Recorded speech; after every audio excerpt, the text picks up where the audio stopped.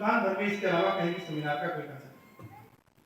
आगे जिंदा रहने के लिए सब्जेक्ट जिंदा रहे, सब्जेक्ट में ग्रेविटी हो, सब्जेक्ट में क्वालिटी हो, सब्जेक्ट में क्वांटिटी हो, इसको कहीं से मैच्योर करने के लिए कोई प्रोजेक्शन या कोई स्टडी, कोई रिपोर्ट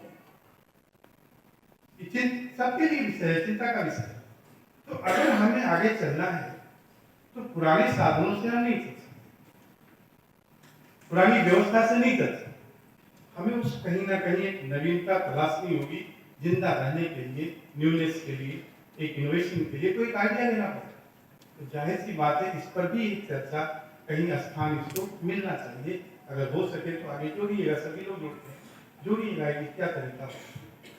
एक और इम्पोर्टेंट बात है, जो रिसर्च का नेशनल एजुकेशन पॉलिसी का जो रिसर्च का मानक आज तैयार हो रहा है, उस रिसर्च के मानक में जो रिसर्च अब तक हो रही है वो कंटिन्यू कर सकती नहीं कर सकती, चिंतन का विषय। मीमांसा, दर्शन, ये और वो, अनुशीलन, परिशीलन, ये सब्जेक्ट के टॉपिक होते हैं, इससे हट नहीं पाते हैं। एक समाजशास्त्रीय एनालिसिस या दर्शन शास्त्रीय एनालिसिस कुछ हट नहीं पाते, इससे आगे कदम नहीं जाते, एक फॉर्मेट पे काम करते।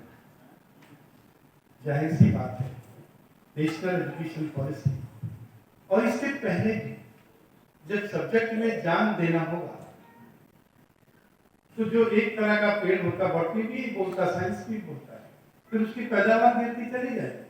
और जब आप उसमें मेंडर ला डालेंगे, इनोवेशन करके किसी और के साथ उसको जोड़ेंगे, तो पैदावार बढ़ जाती है और बीटी बैगन हो जाता है, बदल देते, उसका पूरा डिनामिक्स बदल देते, एक हिसाब किताब सब दूसरा हो जाता है। तो जाहिर सी बात है, रिसर्च को भी कभी ना कभी इस दायरे में लाना पड़ेगा कि जो दूसरे सब्जेक्ट है, इंटरडिसिप्लिनरी सब्जेक्ट है, उसमें रिसर्च को ले जाना पड़ेगा, कुछ चीजें निकालनी पड़ेगी इस दर्शन के माध्यम से। तो ये दोनों बातें बड़ी गंभीर विषय है जो रूटीन से हट करके हैं।